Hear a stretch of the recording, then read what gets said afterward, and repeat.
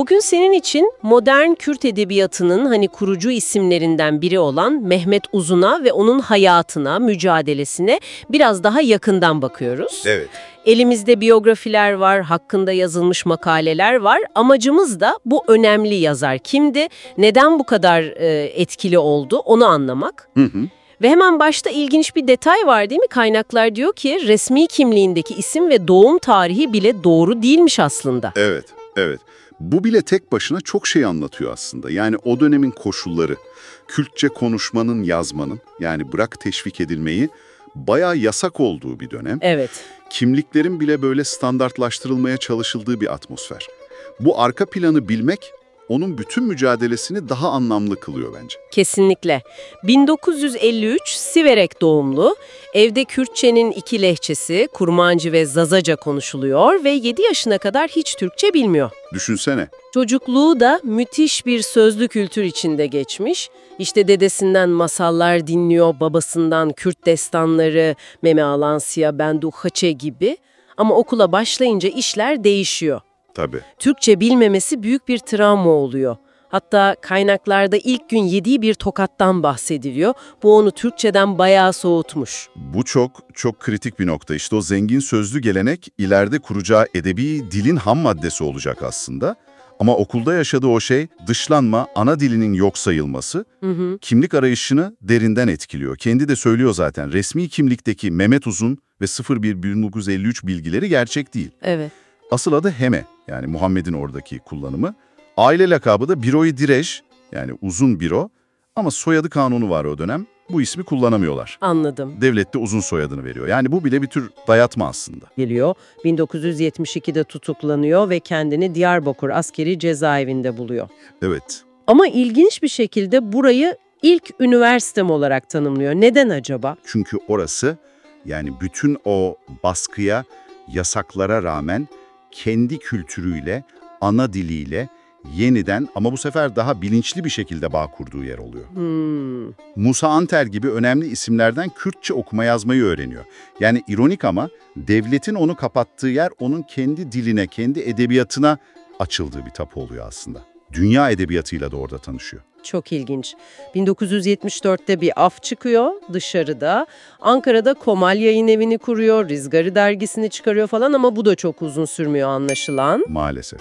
Tekrar bölücülük suçlamasıyla tutuklanıyor. Mahkemede Kürtçe savunma yapmak istiyor ama tabii izin verilmiyor. Evet, o dönem için düşünülemez bile belki. Sanırım artık Türkiye'de kalamayacağını anlıyor. 1977'de İsveç'e gidiyor sahte pasaportla. Evet, Suriye üzerinden. Ardından da 1981'de vatandaşlıktan çıkarılıyor ve sürgün yılları başlıyor. Aynen öyle. Kendisi de zaten açıkça ben sürgün edebiyatına ait bir yazarım diyor. Bu sürgünlük hali onun yazarlığını hem besleyen bir şey oluyor hem de önüne inanılmaz bir zorluk koyuyor. Nasıl bir zorluk? Dağınık halde bir sözlük kültürü var. Farklı lehçeler var. Kurmancı, Dimili, Zazaca. Bunlardan modern bir yazı dili yaratmak zorunda. Hem de İsveç gibi kaynakların çok kısıtlı olduğu bir coğrafyada. Evet, inanılmaz bir iş. Bu gerçekten muazzam bir adanmışlık gerektiriyor. Kalkıyor Irak'a gidiyor, Suriye'ye gidiyor, Kürtçesini geliştiriyor, eski metinleri inceliyor. Yani resmen dil arkeolojisi yapıyor diyebiliriz. Ve bu devasa çabanın meyvelerini de İsveç'te vermeye başlıyor. Kürtçe romanlar yazıyor. Tuğsen, Mirina Kaleki Rınt, Yaşlı Rind'in Ölümü, Siyah Evine, Yitik Bir Aşkın Gölgesinde, Bira Kadere, Kader Kuyusu hepsi önemli eserler. Evet. Temalar da belli. Sürgün, kimlik mücadelesi, direniş, Kürt kültürü, tarih. Ama sadece roman da değil, Kürt edebiyatı antolojisi gibi çok büyük derleme çalışmaları da var. Kesinlikle. Ve hep şunu vurguluyor. Ben siyasetçi değilim, edebiyatçıyım. Hatta bölücülüğü, aptallık, tehlikeli bir düşünce olarak gördüğünü söylüyor. Aynen öyle. Onun derdi aslında sadece bir hikaye anlatmak değildi. Asıl misyonu Kürtçeyi modern bir edebiyat dili seviyesine taşımaktı. Yani yüzyıllardır bastırılmış bir kimliğe, bir kültüre edebi bir ses vermekti. Eserleri bir anlamda devlete ya da topluma dayatılan o basma kalıp Kürt kimliği algısına karşı edebi bir direniş aslında. Peki Türkiye'de ne oluyor? Kitapları 90'larda burada yayımlanmaya başlayınca. Bu kadar hani barışçıl, kültürel bir çaba nasıl karşılanıyor? İşte işin trajik kısmı da burası. Kitaplar çıkar çıkmaz davalar başlıyor. Peş peşe. 2000 yılında Diyarbakır DGM'de halkı ayrımcılığa teşvik suçlamasıyla dava açılıyor hakkında, gıyabi tutuklama kararı çıkıyor. İnanılır gibi değil. Ancak 2002'de hem uluslararası baskı, özellikle İsveç Dışişleri Bakanı Anna Lindh'in kişisel çabası çok etkili oluyor, hem de içeriden Yaşar Kemal gibi aydınların desteğiyle beraat edebiliyor. Ama bitmiyor sanırım. Bütüne yardım suçlamasıyla yargılanıyor.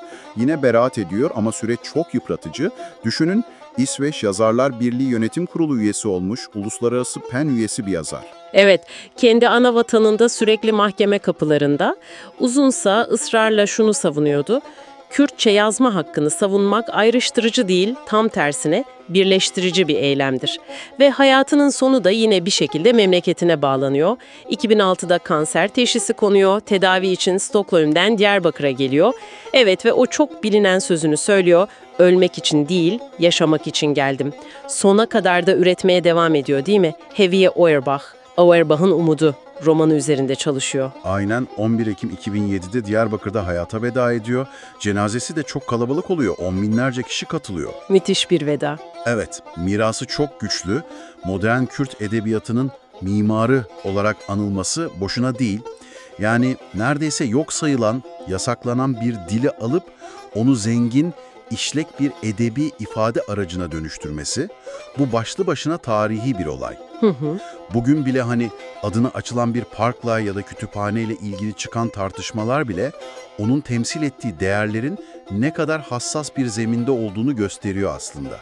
Özetle Mehmet Uzun gerçekten akıl almaz zorluklara rağmen bir edebi dil inşa etmiş, sürgünle, baskıyla mücadele etmiş ama üretmekten hiç vazgeçmemiş, bir kültüre ses vermiş, unutulmaz bir yazar. Kesinlikle.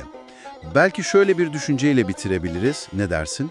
Uzun bütün hayatını farklı lehçelerden, sözlü gelenekten beslenen ama onları da aşan birleşik bir edebi dil standardı yaratmaya adadı. Evet. Peki bugün Kürtçenin kendi içindeki o capcanlı, konuşulan lehçe çeşitliliğini düşündüğümüzde onun yarattığı bu edebi standart yaşayan dil pratikleriyle sence nasıl bir ilişki kuruyor? İlginç bir soru. Yani bu standart dil farklı ağızları bir araya getiren, konuşturan bir köprü mü oluyor? Yoksa zamanla bazı yerel zenginlikleri, kullanımları belki de istemeden gölgede bırakma gibi bir risk taşıyor mu? Üzerinde düşünmeye değer bir nokta bence.